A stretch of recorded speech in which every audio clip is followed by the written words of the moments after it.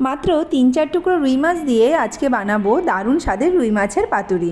রুই মাছের পাতুরি বানানোর জন্য পেঁয়াজ, টমেটো আর আলুগুলোকে ছোটো ছোটো টুকরো করে কেটে নেব।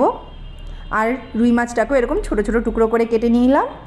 তারপর একটা কড়াইতে আলু কুচি, পেঁয়াজ কুচি, টমেটো কুচি আর ছোটো ছোটো টুকরো করে কেটে রাখা মাছগুলোকে দিয়ে দেব।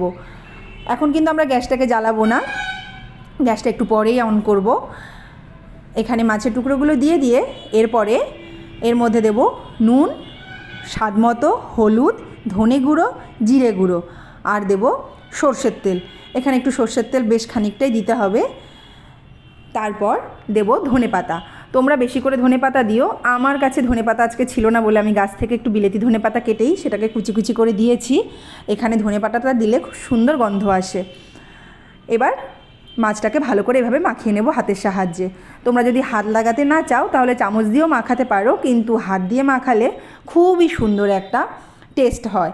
তো এরকম 2-3 মিনিট আমি ভালো করে মাছটাকে মাখিয়ে নিলাম। মাখিয়ে এর মধ্যে সামান্য একটু জল দেব, খুবই সামান্য, যেন তলায় পোড়া না লেগে যায় সেই জন্য সামান্য জল দিয়ে এবার আর একটু সর্ষের তেল দেবো। সর্ষের তেল দিয়ে তারপরে আমরা মাছটাকে ঢাকা দিয়ে দেবো। এখন আমি গ্যাসটাকে জ্বালিয়ে দিলাম।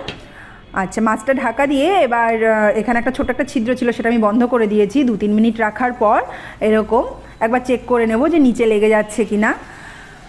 তারপর আবার ঢাকা দিয়ে দেবো যতক্ষণ না আলুটা না সেদ্ধ হয়ে যাচ্ছে আর একটা মাছ থেকে একটা তেল না ছাড়ছে।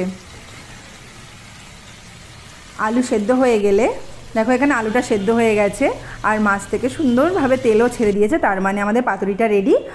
আর একবার একটু ঢাকা দিয়ে 1 মিনিট রেখে এবার নামিয়ে নেব।